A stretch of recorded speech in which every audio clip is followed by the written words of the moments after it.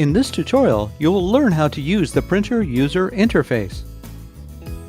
The printer soft keys correspond to the choices displayed at the bottom of the LCD. From the Ready screen, press the Help key to go to the Help menu. Press the Info button to view the printer information. Press the Settings button to go to the Settings menu. Press the left arrow key to return to the previous screen.